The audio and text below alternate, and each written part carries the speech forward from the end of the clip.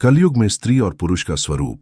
कलयुग, जो हिंदू धर्म के अनुसार 4 युगों में अंतिम है, मानवता के नैतिक और आध्यात्मिक पतन का युग है।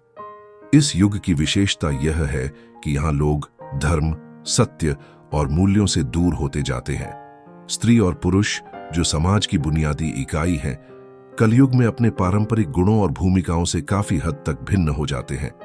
उनका जीवन भौतिकतावादी, स्वार्थी और आडंबरपूर्ण हो जाता है। कलयुग में स्त्री और पुरुष के व्यक्तित्व, विचारधारा और आचरण में कई बदलाव देखने को मिलते हैं, जिनमें सामाजिक, आर्थिक और नैतिक पहलुओं की गहरी झलक होती है। कलयुग में स्त्री समाज में एक महत्वपूर्ण भूमिका निभाती है, लेकिन उसका स्वरूप बदल चुका होता है।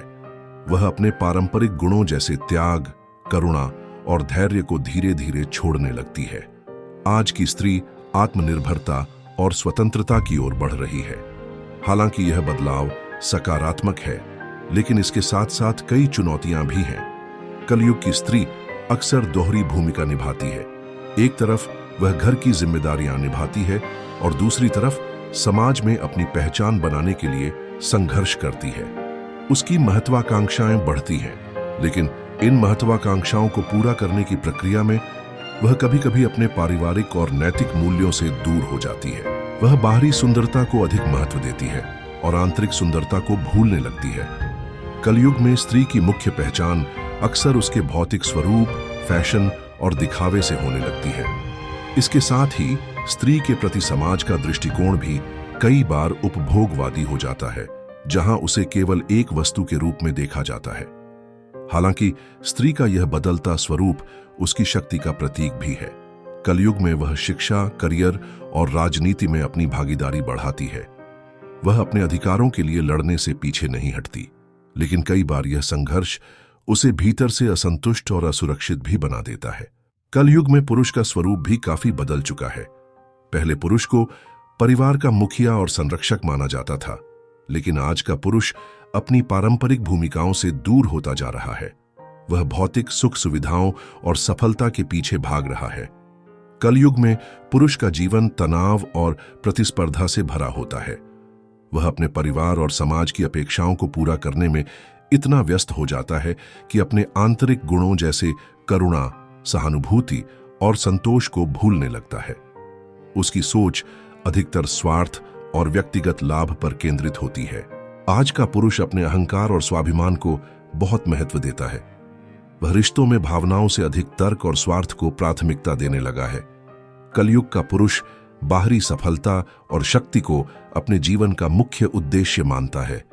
वह नैतिकता और धर्म की ओर कम झुकाव रखता है। पुरुषों में भी दिखावे की प्रवृत्ति बढ़ी है। वे अपने बाहरी व्यक्तित्व को निखारने में अधिक ध्यान देते हैं, लेकिन आंतरिक विकास की ओर कम ध्यान देते हैं। उनके लिए धन, पद और प्रतिष्ठा सबसे महत्वपूर्ण हो गए हैं। कलयुग में स्त्री और पुरुष के रिश्तों में भी बड़े बदलाव देखने को मिलते हैं।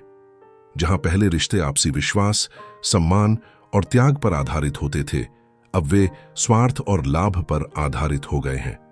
प्रेम और विश्वास की जगह धोखा और ईर्ष्या ने ले ली है। पति पत्नी के रिश्ते में भी कलयुग में बड़ी दरारें देखने को मिलती हैं।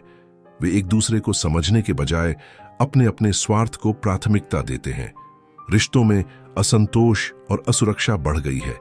तलाक और अलगाव की घटनाएं बढ़ रही हैं। स्त्री और पुरुष के बीच का सामंजस्य कम हो गया है। दोनों अपनी अपनी स्वतंत्रता और अधिकारों पर अधिक ध्यान देते हैं, लेकिन साथ में रहने की कला को भूलते जा रहे हैं। इसका असर बच्चों और परिवार पर भी पड़ता है।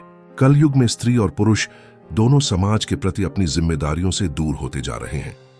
समाज में भौतिकता, अहंकार और असंतोष का बोलबाला है। लोग दूसरों की मदद करने के बजाय अपनी सुविधा और लाभ को प्राथमिकता देते हैं। धार्मिक और नैतिक मूल्यों का ह्रास हो रहा है। स्त्री और पुरुष दोनों ही अपने धर्म और संस्कृति से दूर होते जा रहे हैं। परिवार और समाज के प्रति उनकी जिम्मेदारी कम होती जा रही है। कलयुग में स्त्री और पुरुष का जीवन संघर्ष, स्वार्थ और असंतोष से भरा होता है। दोनों अपनी पारंपरिक भूमिकाओं और गुणों को भूलकर भौतिकता और दिखावे की दुनिया में खो जाते हैं। हालांकि कलयुग में भी ऐसे लोग हैं जो धर्म, सत्य और नैतिकता का पालन करते हैं। इस युग में स्त्री और पुरुष का स्वरूप भले ही बदल गया हो, लेकिन उनके भीतर की शक्ति और क्षमता अभी भी बरकरार है। यदि वे अपने आंतरिक गुणों को पहचानें और धर्म, सत्य और नैतिकता का पालन करें, तो कलयुग में भी जीवन सुखद और समृद्ध हो सकता है।